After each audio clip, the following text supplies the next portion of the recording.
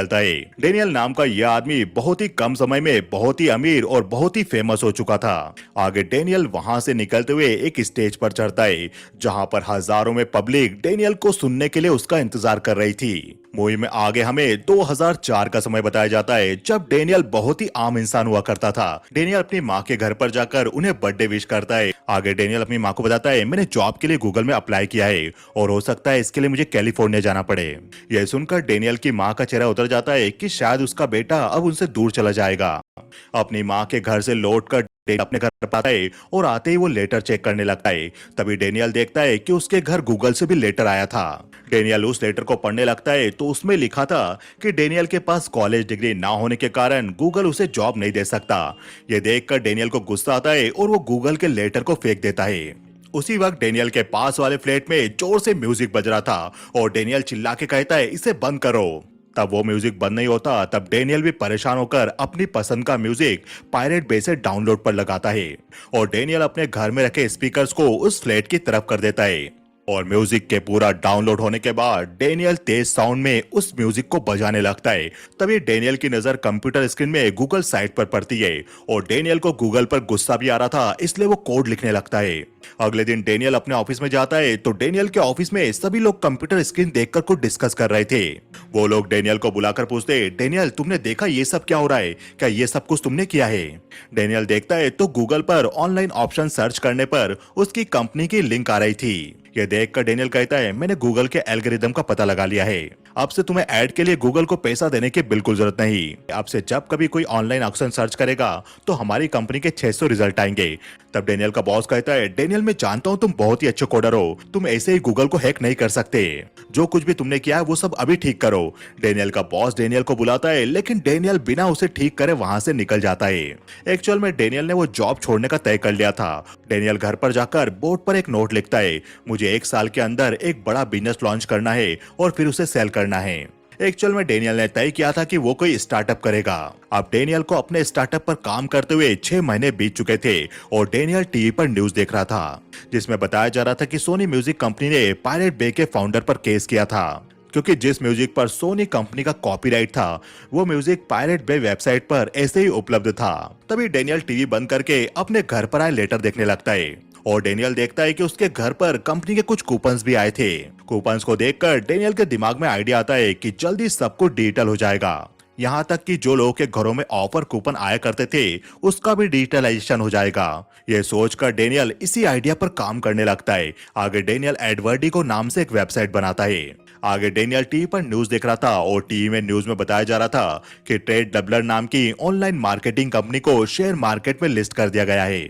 इस कंपनी को 5 साल पहले फिलिक्स और मार्टिन नाम के 2 आदमी ने शुरू किया था और आज ये कंपनी ग्लोबल मार्केट को डोमिनेट कर रही है। यह न्यूज डेनियल भी देख रहा था और उसके दिमाग में आइडिया आता है, क्यों ना वो अपना स्टार्टअप इन दोनों को बेच दे। आगे डेनियल ट्रेड डबलर नाम की कंपनी में मार्टिन और फिलिक्स से मिलने के लिए जाता है। डेनियल वेट कर रहा होता है, तभी वहां पर मार्टिन आता है और वो डेनियल को देखकर कहता है, तुम जरूर नए इंटर्न होंगे।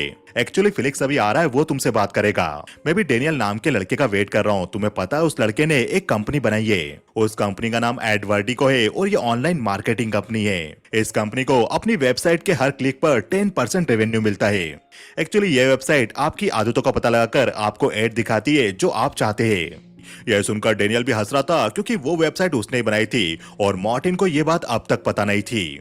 आगे मार्टिन कहता है, तो हमारा प्लान ये है, हम एडवर्डिको कंपनी को खरीदकर डेनियल को जो कुछ भी चाहिए वो उसे दे देंगे। तभी वहां पर मार्टिन का पार्टनर फिलिक्स एक लड़के के साथ आता है। आगे फिलिक्स डेनियल से मिलता है और वो मार्टिन को बताता है ये डेनियल है। मार्टिन भी डेनियल से मिलता है, जिसकी कंपनी खरीदने के बारे में अब तक वो बात कर रहा था। मार्टिन डेनियल से पूछता है, तुम्हारी उम्र कितनी होगी? तब डेनियल कहता है 22 साल। वैसे आप मेरी कंपनी खरीदने के बारे में अभी अभी बात कर रहे थे, बताइए आप लोग मुझे कितना पे करेंगे?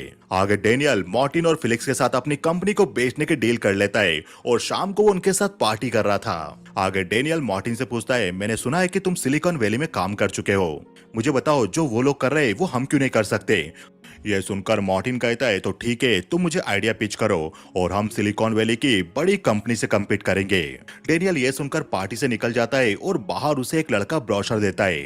यह ब्रोशर बॉबी नाम की सिंगर के प्रोग्राम का था, जो प्रोग्राम पास ही में हो रहा था। डेनियल भी पास वाले क्लब में जाकर बॉबी नाम के सिंगर को गाते हुए देखने लगता है जो काफी अच्छा गा रही थी। सॉन्ग खत्म होने के बाद डेनियल ड्रिंक करने लगता है। उसी वक्त वहाँ पर उससे बॉबी आकर मिलती है।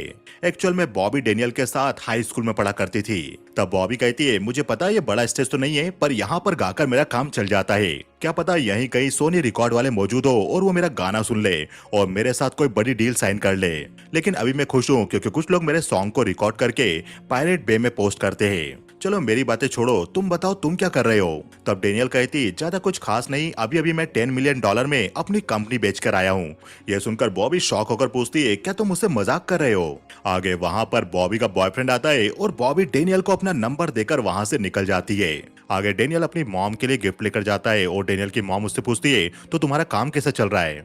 तब डेनियल कहता है, अब मैं ज्यादा काम नहीं करता क्योंकि मेरे पास काफी पैसा है। तब डेनियल की माँ कहती है, काम सिर्फ पैसा कमाने के लिए नहीं किया जाता है। अब डेनियल वापस अपने घर पर जाकर टीवी देखने लगता है। तभी टीवी पर वापस पायरेट बे की न्यूज दिखाई जा रही थी। डेनियल भी न्यूज सुनते सुनते सोच रहा था कि अब वो नया और बड़ा क्या करे। तब डेनियल पायरेट बे वेबसाइट से अपनी फ्रेंड बॉबी के सॉन्ग डाउनलोड करने लगता है। लेकिन तभी वेबसाइट पर डाउनलोड फेल बता दिया जाता है। वो सॉन्ग डाउनलोड नहीं हो रहे थे और वेबसाइट के पेज पर पोर्न वेबसाइट के कुछ लिंक भी मौजूद थे।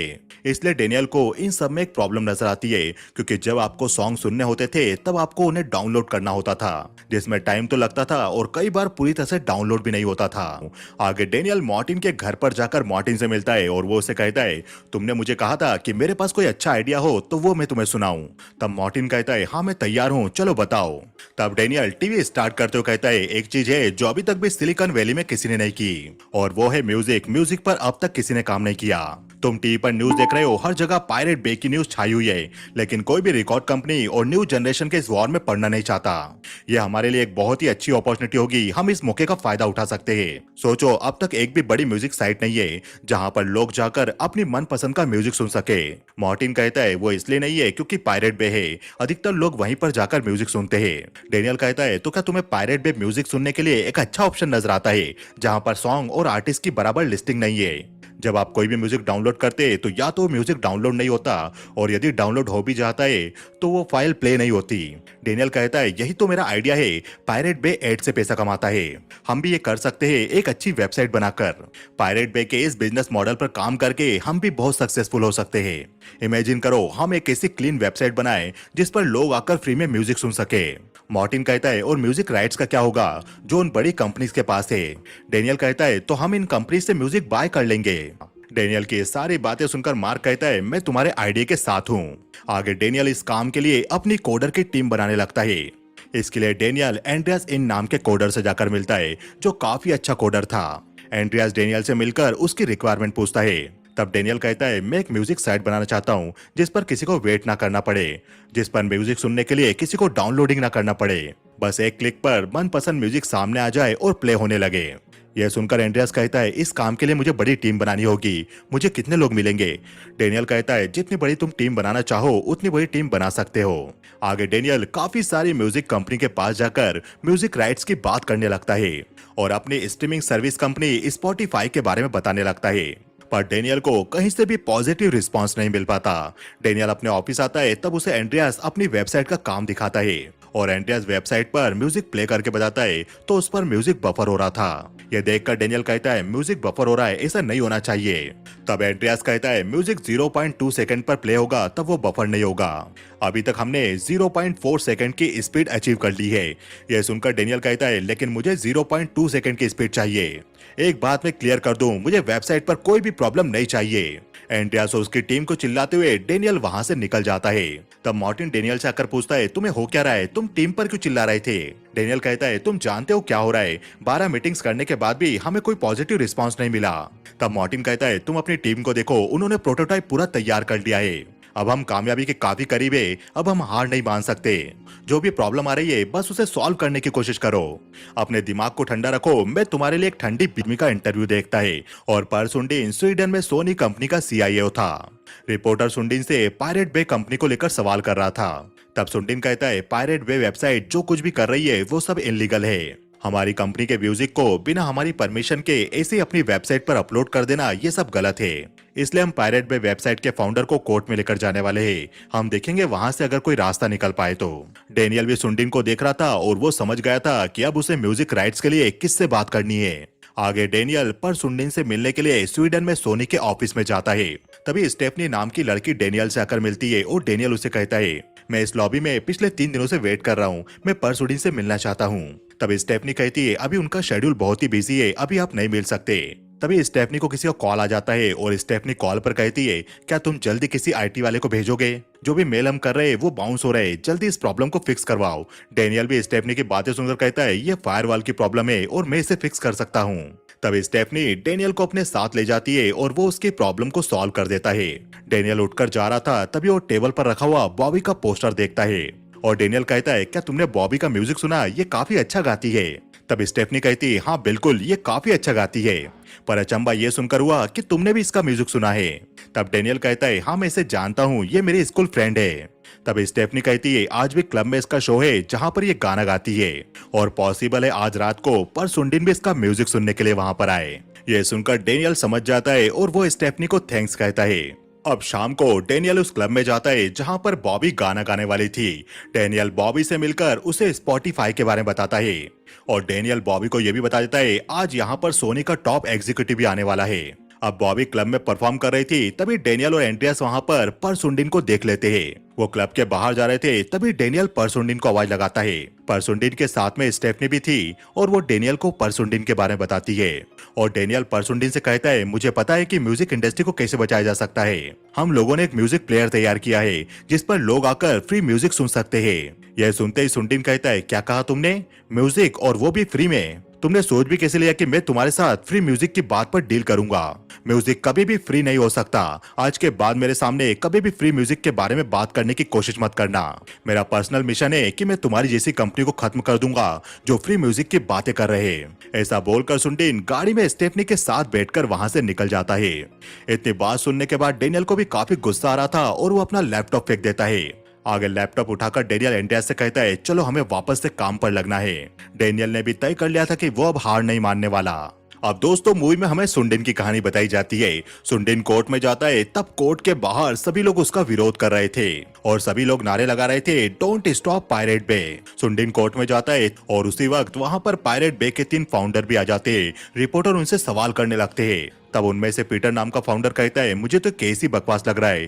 पियर सुंडिन और उनके साथ काम करने वाली म्यूजिक रिकॉर्ड कंपनी, ये लोग महंगे दाम में अपनी सीडीज और डीवीडीज बेचते हैं और ये लोग हमें नीचा दिखाकर फर्स्ट प्लेस पर बने रहना चाहते हैं, क्योंकि जब लोगों को म्यूजिक फ्री में मिलेगा तो कोई भी उसे खरीद कर नहीं सुनना चाहेगा। इसलिए हमारा केस जीतना बहुत जरूरी है ताकि इन लालची म्यूजिक कंपनी को इनकी सही जगह दिखाई जाए। सुंडिन भी पीटर की स्पीच को सुन रहा था और पीटर हंसते हुए सुंडिन के सामने से निकल जाता है। अब आगे हमें इस घटना के 3 साल पहले का समय बताया जाता है जब सुंडिन की सीनियर सुंडिन को कॉल करके कंपनी से कुछ लोगों को निकालने के लिए कहती है, क्योंकि उनकी कंपनी की सीडी की सेल 20% तक डाउन हो चुकी थी और इसलिए कंपनी में छटनी जरूरी थी। तब सुंडिन को अपने साथ काम करने वाले कई लोगों को जॉब से निकालना पड़ता है। यह करके सुंडिन को भी दुख हो रहा था क्योंकि वो लोग काफी सालों से सुंडिन के साथ काम करते हुए आ रहे थे। आगे सुंडिन गुस्से में सीनियर पुलिस ऑफिसर को पायरेट बे पर एक्शन लेने के लिए कहता है, क्योंकि पायरेट बे वेबसाइट के कारण उनकी सीडी की सेल में 20% तक गिरावट आ चुकी थी। आगे कमिश्नर के कहने पर पुलिस की कुछ टीम पायरेट बे के ऑफिसेस पर छापा मारती है। आगे सुंडिन पॉन्टिन नाम के सीनियर पुलिस ऑफिसर से कहता है, तुमने पायरेट बे के ऑफिसेस पर रेड मारी लेकिन उनकी वेबसाइट सिर्फ 2 दिनों के लिए बंद रही और पायरेट बे का फाउंडर पीटर वो क्यों नहीं पकड़ा गया? तब पॉन्टिन कहता है, उसे टिप मिल गई थी और वो वहां से भाग गया।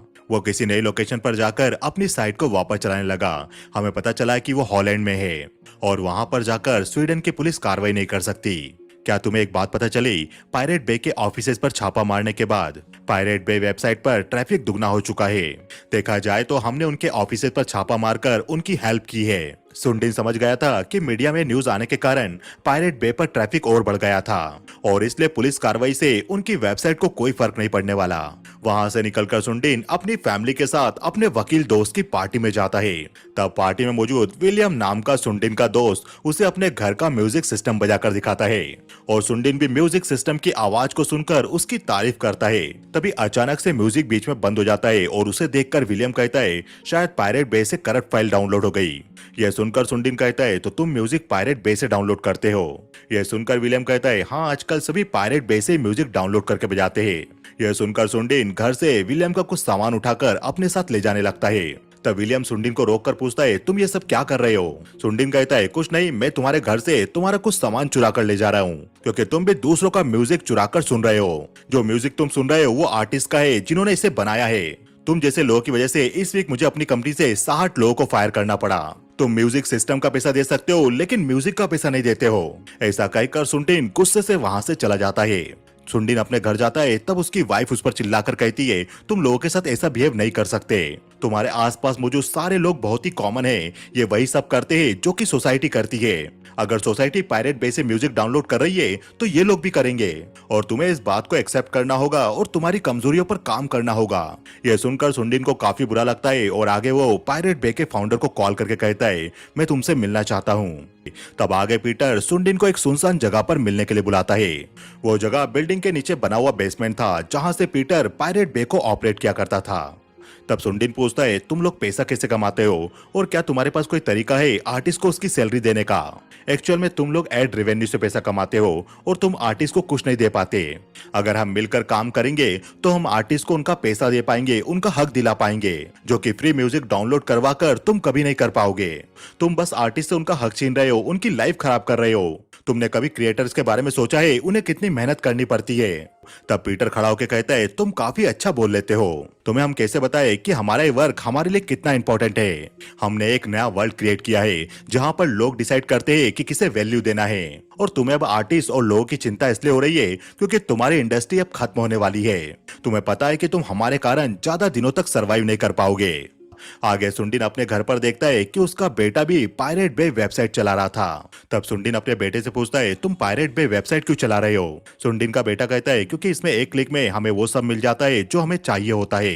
आगे सुंडिन का बेटा पायरेट बे पर बॉबी के सॉन्ग सर्च करता है और वो कहता है इस आर्टिस्ट का नाम बॉबी टी है, इसमें इसके सॉन्ग भी मौजूद है पर किसी भी रिकॉर्ड कंपनी के पास इसका म्यूजिक मौजूद नहीं है। तो पायरेट बे के कारण बॉबी नाम की सिंगर का फैन बेस काफी बढ़ चुका है।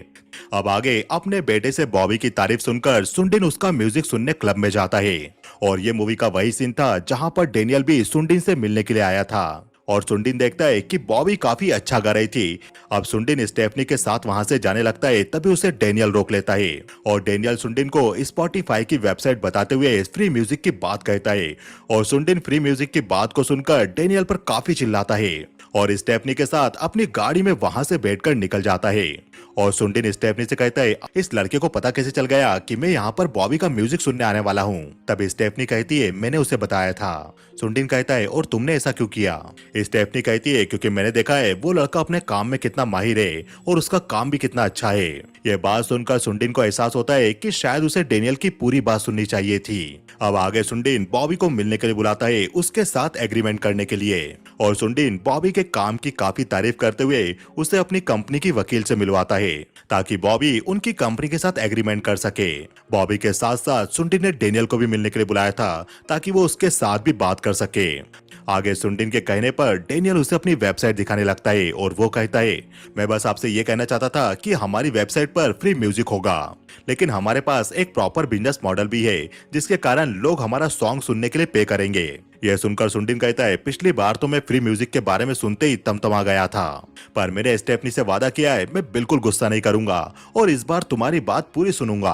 आगे डेनियल सुंडिन को अपनी वेबसाइट दिखाता है और वेबसाइट को देखकर सुंडिन वेबसाइट की तारीफ करता है। डेनियल कहता है चलिए जो भी सॉन्ग आपको पसंद है इस पर सर्च कीजिए। तब सुंडिन कहता है लेकिन मैं लाइब्रेरी में वो सॉन्ग कैसे ढूंढूंगा। डेनियल कहता है उसकी आपको बिल्कुल जरूरत नहीं पड़ेगी, आप बस सॉन्ग को यहाँ पर टाइप कीजिए। तब सुंडिन उसको जो सॉन्ग पसंद था उसका नाम टाइप करता है और सॉन्ग का नाम टाइप करते से ही वो सॉन्ग स्क्रीन पर आ जाता है। ये देखकर सुंडिन कहता है ओके, तो अब क्या मुझे डाउनलोड करना होगा? डेनियल कहता है आपको डाउनलोड करने की बिल्कुल जरूरत नहीं, बस आप सॉन्ग पर क्लिक कीजिए। सुंडिन कहता है लेकिन ये मेरे क्लिक करने पर तो बफर होगा। डेनियल कहता है नहीं नहीं कुछ नहीं होगा, आप बस क्लिक कीजिए। डेनियल क्लिक करता है और वो सॉन्ग बिना रुके बजने लगता है और ये देखते से सुंडिन शॉक रह जाता है। वो कहता है ये तुमने कैसे किया? तब डेनियल कहता है आप चाहे तो किसी और सॉन्ग को भी प्ले कर सकते हैं। तब सुंडिन वापस सॉन्ग को सर्च करके प्ले करता है और इस बार भी वो सॉन्ग प्रॉपर सुनाई दे रहा था बिना बफरिंग के। सुंडिन शॉक था और एक के बाद एक वो कई सारे सॉन्ग सर्च करके बजाता है और सारे सॉन्ग बराबर चल रहे थे। अब दोस्तों ये वो समय था जब यूट्यूब नया नया आया था और स्पॉटिफाई एक ऐसी वेबसाइट थी जिस पर बिना बफरिंग के सॉन्ग सर्च हो रहे थे और प्ले भी हो रहे थे। ये सुंडिन और सबके लिए बिल्कुल नया एक्सपीरियंस था क्योंकि अब तक लोग सॉन्ग सुनने के लिए सीडीज का यूज किया करते थे। तब सुंडिन पूछता है तुमने ये सारे सॉन्ग स्टोर कैसे किए? डेनियल कहता है ये सारे सॉन्ग ऑनलाइन प्ले हो रहे, इंटरनेट के जरिए हमारी वेबसाइट पर प्ले हो रहे और ये दुनिया की पहली स्ट्रीमिंग साइट है और बेस्ट पार्ट ये है इस पर सॉन्ग सुनने के लिए सभी लोग पे करेंगे। सुंडिन समझ गया था कि आने वाले समय में म्यूजिक इंडस्ट्री का यही फ्यूचर है, लोग स्ट्रीमिंग साइट पर जाकर ही सॉन्ग सुनेंगे, ना कि सीडीज और डीवीडी खरीदेंगे। आगे सुंडिन सोनी के हेड ऑफिस में जाता है जो न्यूयॉर्क में था और सुंडिन वहां पर जाकर सोनी के सीईओ को वो स्पॉटिफाई वेबसाइट बताता है और सुंडिन कहता है ये मैंने पहली बार देखा है, इसे स्ट्रीमिंग कहते हैं, इसके द्वारा हम पायरेट बे को मात दे सकते हैं। तब सीईओ कहता है हाँ ये काफी अच्छा है, बहुत ही फास्ट प्ले हो रहा है, लेकिन जब तक पायरेट बे के केस में कोर्ट का कोई भी ऑर्डर नहीं आ जाता तब तक हम इसमें कुछ भी नहीं कर सकते। सुंडिन कहता है हम ज्यादा वेट नहीं कर सकते, हम टाइटेनिक की तरह डूब रहे हैं। मैक्सिन यही बैठी है, इसका कॉल मुझे रोजाना आता है और ये लोगों को मुझे कंपनी से फायर करने के लिए कहती है। अब तो सोनी के स्वीडन वाले ऑफिस में लोग ही नहीं बचे, अब पहले जैसा कुछ नहीं रहा है, सब कुछ बदल चुका है। आगे सुंडिन वहां से जा रहा होता है तभी उससे उसका दोस्त लूसियन मिलता है और लूसियन सुंडिन से पूछता है तुम यहाँ पर कैसे? सुंडिन कहता है मैं अपने सीनियर को फ्यूचर दिखाने गया था पर मैं कामयाब नहीं हो पाया, चलो मैं तुम्हें कुछ बताता हूँ। आगे सुंडिन लूसियन को भी वेबसाइट दिखाता है और लूसियन वेबसाइट की काफी तारीफ करता है। तब सुंडिन कहता है इस वेबसाइट को बनाने वाले लोग जवान हैं और ये हमारे साथ मिलकर काम करना चाहते हैं, ना कि पायरेट बे के साथ। अगर अब हमने मौके का फायदा नहीं उठाया तो हम बर्बाद हो जाएंगे। तब लूसियन कहता है मैंने स्वीडन में काफी साल काम किया है और मैंने ये समझा है कि वहाँ के लोग जीतने के लिए लड़ना नहीं चाहते। सोनी का अमेरिका वाला डिपार्टमेंट काफी लास्ट में डिसीजन लेगा क्योंकि यहाँ पर सोनी काफी बड़ा है और इनके पास काफी बड़ी लॉयर्स की टीम भी है। पर तुम्हें खतरा पहले नजर आ गया क्योंकि वहाँ पर पायरेट बे है और अब ये स्पॉटिफाई जो म्यूजिक इंडस्ट्री को खत्म कर सकती है, पर इनको टाइम लगेगा। इनके साथ कोई भी फ्री म्यूजिक पर डील साइन नहीं करेगा, पर इनके पास एक सॉल्यूशन भी है।